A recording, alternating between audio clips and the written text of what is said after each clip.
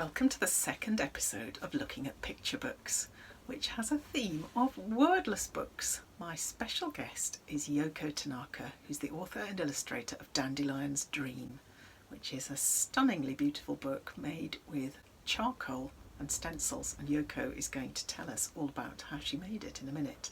I'm also going to show you a couple of other beautiful wordless or nearly wordless books. It's surprising really how few wordless books there are. I can understand why tired parents probably prefer to have a text to read for a bedtime story, but the possibilities of talking with a child about where the story might go and making something up and having fun with it are enormous in wordless books. And it's a shame really that there aren't more of them. So I'm going to show you the pages of the books and then have the chat with Yoko. She's in Japan, so when I spoke to her, it was actually twilight. She's up in the mountains. She told me she was at 1,000 meters, which is the same as the summit of Snowdon, which I was amazed by. And as we spoke, it was gradually becoming nighttime in Japan, so that's why it looks a little bit dark at her end, but I rather like that. I'm going to start by looking at Door by JiHyeon Lee. This is a really beautifully produced book, from the fabric spine to the quality of the paper.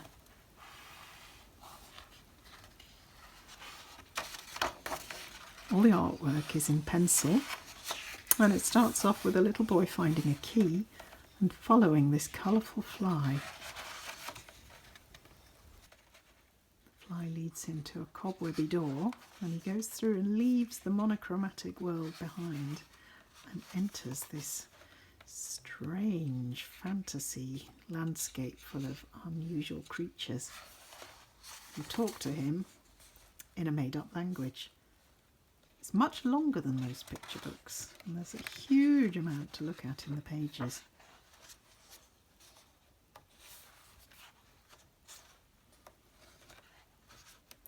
So the boy joins a picnic. Polka dot pears and sandwiches.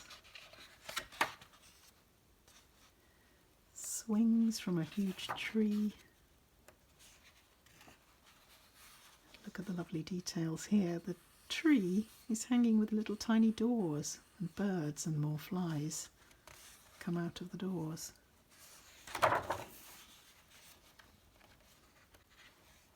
I've never seen anything quite like this one. You can imagine the stories you could make up about any character from this book.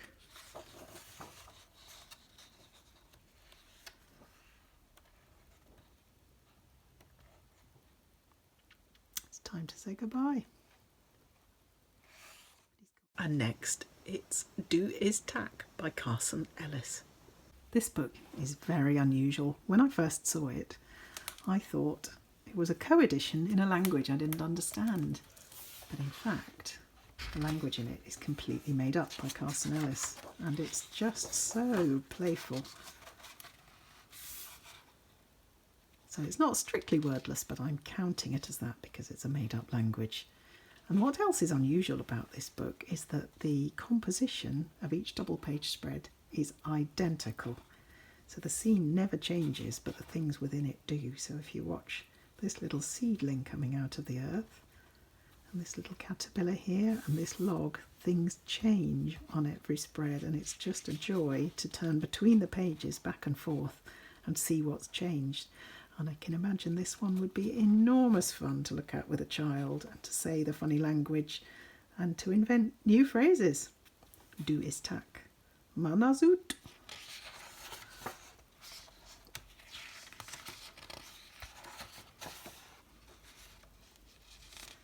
The little seedling is beginning to grow, and the insects are very puzzled, and they decide to go and ask Icky for a ribble, which turns out to be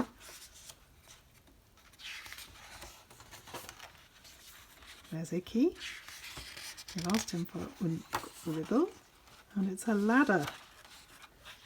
And meanwhile, the caterpillar has formed a chrysalis.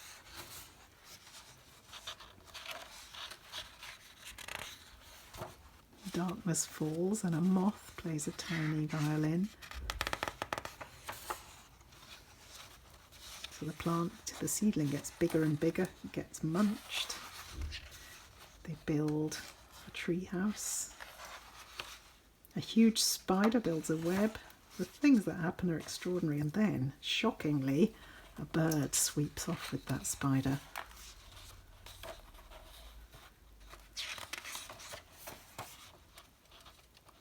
And a wonderful flower starts to bloom.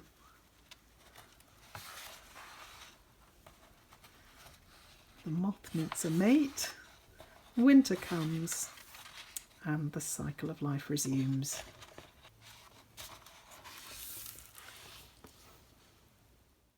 And here's Dandelion's Dream. Dandelion's Dream is the story of a dandelion that dreams of becoming a real lion.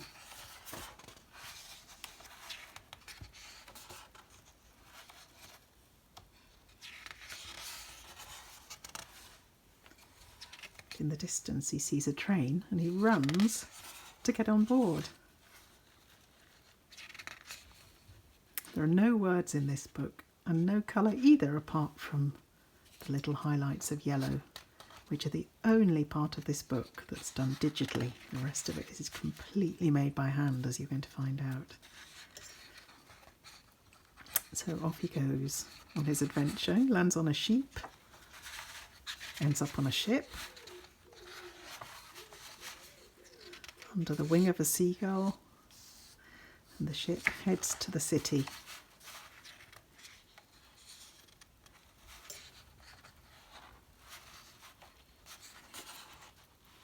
I love this page where a little girl offers him some popcorn and he cuddles it like an enormous cushion.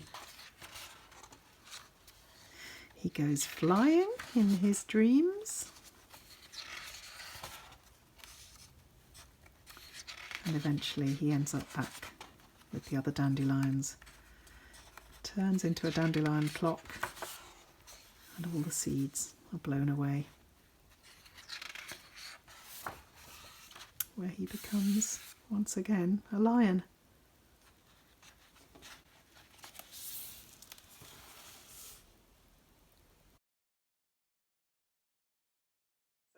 Hi Yoko, and thank you very much for joining me on Looking at Picture Books. And how lovely to see Dandelion's Dream in Japanese. Good. And of course it's a wordless book, so the inside is going to be just... Inside is the same. Yeah.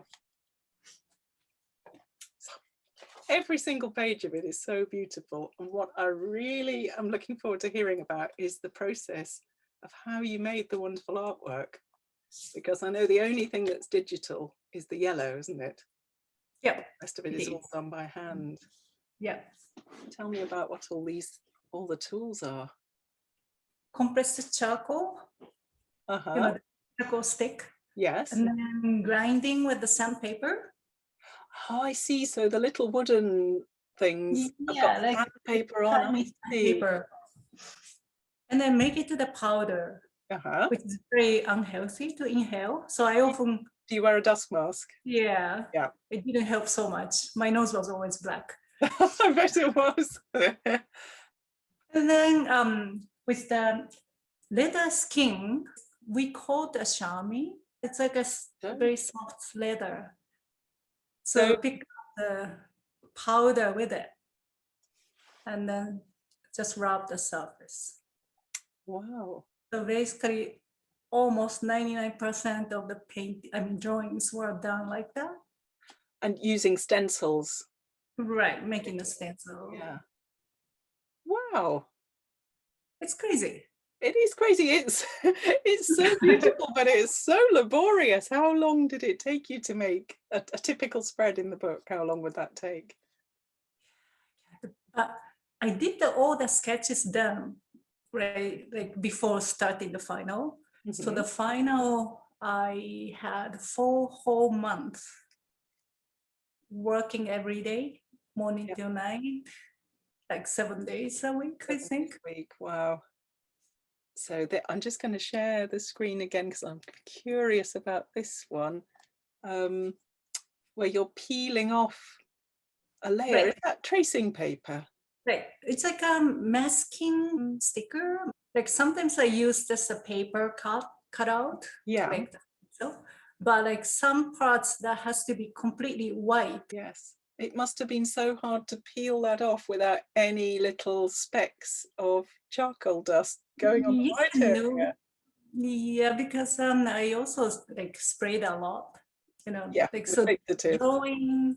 So like for this face, like face gray first, but then the eyeballs were also like sticker was on. For example, where you have the cheeks, did you then mask it twice and kind of put double the amount of charcoal? Yeah, like face down and then spray and then make the round stencil, put Yes, it there, rub it, and then spray it. spray it again. I can't believe the detail of how you did this. So for the shape of the mouth there and the nose, did you Yeah, just have those a very finely cut, tiny stencil?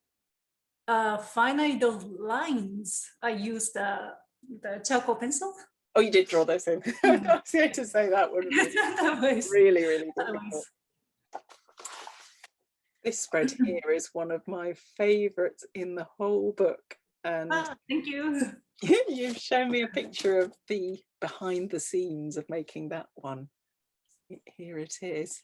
So that's True, it's in the middle. lots of layers of, this is a stencil here. So you can see the head of the lion still has a sticker. I can, yeah. It's taking my breath away. the level of detail and the planning. So you must have meticulously planned out, because you're almost having to work in reverse. But at the same time, it's charcoal. So if I really didn't like it, I use the like needed eraser. Oh, a putty rubber to lift it up. Yeah. So it could somehow, manageable. Oh, that's good, because I was going to ask actually, did you make any mistakes and have to start again on any pages? Many times. Many times. Many times. Wow. But of course, I could fix it later with digitally. Yes. But I wanted to have the tangible drawings, like the final drawings of an actual real physical thing that was. Yeah, physical one. Was that almost, you set yourself that as a challenge to a real physical piece of art? I don't know if it's more successful doing that way, because I had a choice to paint. I'm a painter, so if I painted in just a monochromatic paint, it would have been probably way faster, easier, more controllable. But I don't know, this challenge was really big challenge, and maybe first time and last time as a drawing, making the picture book with just a drawing was really special to me. And had you used this technique before? Like I knew about this from, I think, from my school back then, like art school in the States. Some classes, I've never done it. Actually, my husband, he did with for his product design class, that he had to draw some kind of sphere or like some kind of simple shapes with to make the like white to black. And then he showed me his drawing, so beautiful gradation that he was making. I thought, oh, someday I want to do it. I didn't do it until Amber. Amber Tsu, right? Yeah. She did the Tiny Pencil magazine. Oh yes. And then she said, Yoko, you want to join? Can you draw like image? And send it to me. And I said, okay, but I've never really finished the work with just drawing. So, maybe I should do it. Like when I remember like that drawing from my husband, and I did this is like a set of the 2 drawings I did for. So that was all done with charcoal and stencils. Yes, yeah. Then I saw that this is really, I like that, the texture that creates on the paper. And I thought someday when I make a picture book, I'm gonna use it. And here it is. Yeah, it is.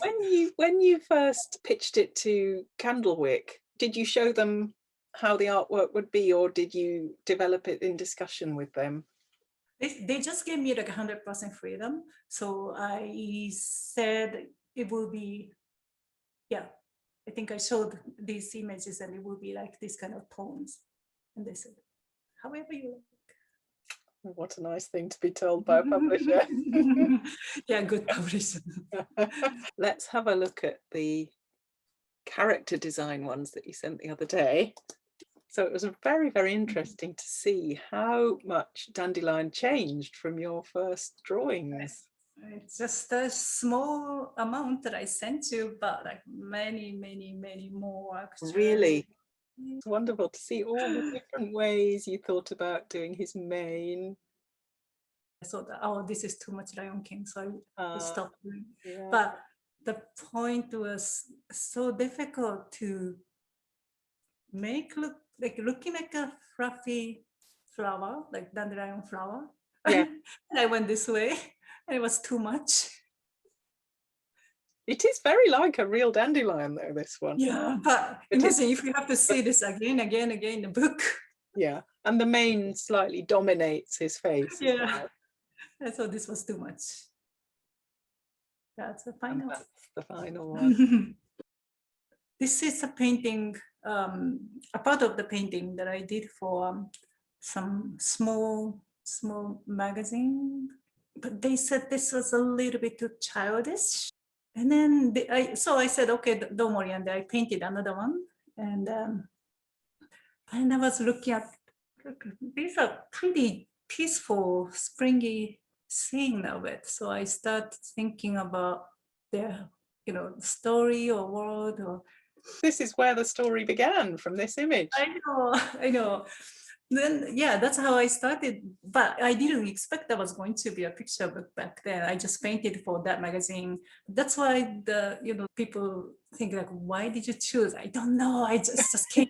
You can't explain. Right. And that was anyway beginning. And then I couldn't just get rid of it from my mind. So I just kept thinking, and I kind of started like researching about lion, and then about the dandelion, and then I got more and more I was interested in them because lion is considered to be very strong animal, but actually the male lion's pretty fragile, and so the male lions let the female lions go hunting, and then male lions are just staying in the back or so on.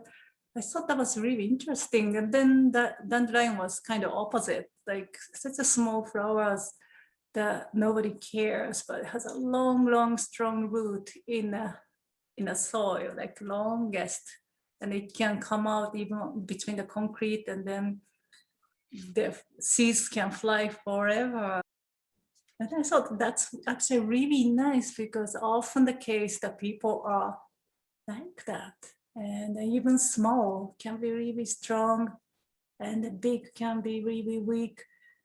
And I start writing a story.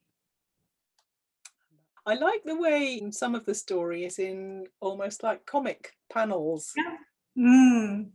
It feels really natural. It really suits the book. Mm-hmm. Well, I'm a Japanese. I grew up with manga. And when I was a kid, I was making a lot of manga drawings as well. Oh. But I didn't really I was not going to put it in for this book at all until I decided to do the Wordless. The story, I suddenly, one night, I still remember, like,